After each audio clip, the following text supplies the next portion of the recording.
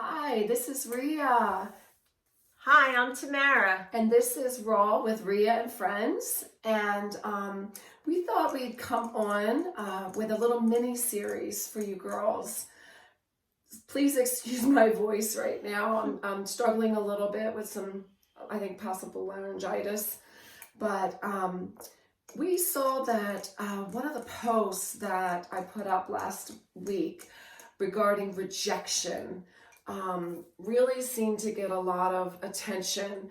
And so Tamara and I have been talking about it and discussing, and we thought that it would be really a good subject to kind of highlight a little bit. And so we thought about doing like this little mini series, right? Mm-hmm. And so the first video would be that we're going to do now is going to be talking about just a little bit of our story, just a little taste of our story. And then the second one is rejection with the biblical characters. And the third one would be tying it all in, application of our stories, the Bible story, his story, and tying it all in. And then how do we overcome such a strong emotion, right, Yeah, Tamara? Very like strong. A really strong, tough emotion that all of us really struggle with. Mm-hmm. So really we just want to share a little bit. Like I said, like I shared some of my story. I don't know how many of you saw what I shared about when I shared the rejection with growing up with a family of 5. I'm the oldest of 5. I always felt rejected. I felt like the oddball, in my family. Yeah. It started from a very young age, The girls had each other, they're twin girls, and the boys had each other. They shared a room, the girls shared a room, and I was off to my own. You would think, oh, I'd love that, Yeah. But I don't know, it made me feel always like the oddball, the odd girl out, if you would, that I was kind of left out of a lot of things. Kind of like an only child. Yeah, and it's not like I were. was. Yeah, right. And it's not like we were super far apart in age. My mom had us all like 19 months apart, so it wasn't like the crazy age space that I did, which my oldest is 34.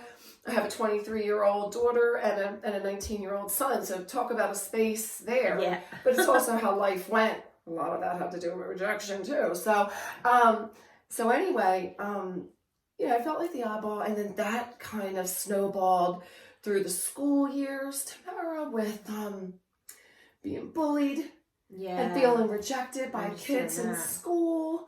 I mean, so rejected. Yeah. So rejected. And it just went from there. It went from, from elementary school to high school feeling rejected to feeling rejected through relationships, being left and stranded.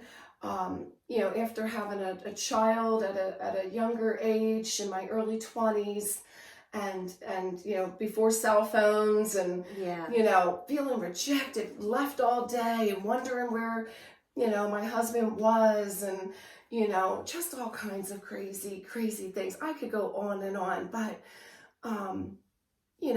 it just left a bad taste in my mouth. Yeah. How about you? Yeah. Like, what were some of your Definitely. things? Definitely. Well, like I said, I was an only child, so I didn't have anybody around me, and it's different friends that I would have had in school or in the neighborhood or anything like that. I was just kind of a strange child, I guess, and I never fit in anywhere. Always the last one picked for everything, you know what I mean, in school and stuff like that. Yeah. So I mean, and it was like, I can relate to that. It was my whole time in school. Wow. That I felt like that. I never had a lot of friends, and if it was like, okay, we're gonna do something, we're going to do something, but we're going to leave her out. Yeah. You know what I mean? Yeah. So it was like that. And then through my teenage years, I didn't have a whole lot of friends either. And I never really had a whole lot of people. So I always felt a lot of rejection, like something was wrong with me. So with rejection comes shame, because it's like, okay, what's wrong with me? Right. You know, nobody likes me. Right. Nobody wants me around. You know, I must not have anything, you know, really good to offer people, you know. Mm-hmm. So then I met someone and I got married and, you know, thought everything was great, mm-hmm. you know, moved across the country and then ended up, you know, in a situation where he was cheating on me. Mm-hmm. So it's like, okay, well, something really must be wrong with me, you know, because that was an awful, ultimate rejection, right? Right, the ultimate rejection, definitely, definitely. So that was a really hard time because I was all alone. I didn't have any friends or family, you know, and I felt like the worst rejection of my life. So it was constant rejection.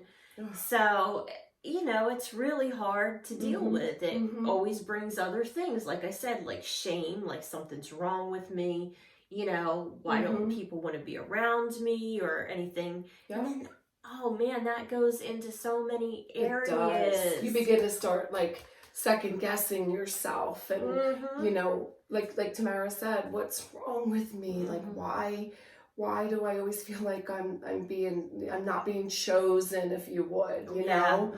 And speaking of that, what everybody needs to know is that you are chosen. You're chosen, you're valued, you're loved. And so we're going to actually stop this video, okay? So that we can kind of get your curiosity peaking for what's coming for the next one.